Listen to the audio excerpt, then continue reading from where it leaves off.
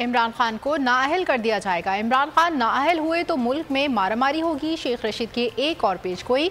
बोल न्यूज़ के programme national debate में गुफ्तगू करते हुए कहा, इमरान खान को शदीद खतरात लाहक हैं। इमरान खान को स्लो पॉइजन से कत्ल किया जा सकता है। एक अकेले शख्स ने 13 जमातों की सियासत दफन कर दी है।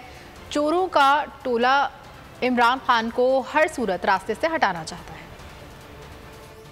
इमरान खान नाअहल तो ये करेंगे, जो मर्जी हो, इलेक्शन कमीशन हो, उसके बाद अदालतें हैं, अदालतों से होते हैं, वरना उसकी फोटो बिकेगी। आज से सियासत शुरू हो गई है। मैं आपके आज से 100 दिन गिनना, 20 दिन का मार्जिन दे देना। अगर ये वैसे ही मैं कह रहा हूँ 100 दिन, मैं तो फरवरी को भी बहुत अहम देख रहा हूँ। ऑफ कोर्स मैं आपको 120 दिन कह चुका हूँ, इसी में सब कुछ होना है।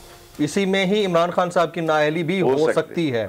और इसका उसको पता है। और कितने चांसेस हैं इसके? काफी ज्यादा चांस। 13 पार्टियों से बना कुछ नहीं ना, बना कुछ नहीं। उसकी जान लेने की कोशिश की, वो बच गया। उसकी जान लेने की दोबारा कोशिश की जाती है। जो उनको मारने वाले थे वो उसको जहर भी दे सकते हैं और उसको स्लो पॉइजनिंग भी कर सकते हैं। और अगर आपको हमारी ये वीडियो पसंद आई है तो लाइक पर क्लिक कीजिए।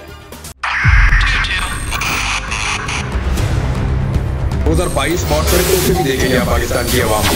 पाकिस्तान की आवाम को एक तोहफा ये दिया कि आवाम को पता चल गया कि पाकिस्तान का मीडिया क्या है। साल 2022 में सबसे ज्यादा देखे जाने वाला चैनल बोल न्यूज रहा नंबर 1। हमने बहुत सारे शोज और ट्रांसमिशंस की। पूरा साल मुसलसल जदोजहद में निकल गया कि ये वोट ऑफ कॉन्फिडेंस के पीछे कौन लोग थे।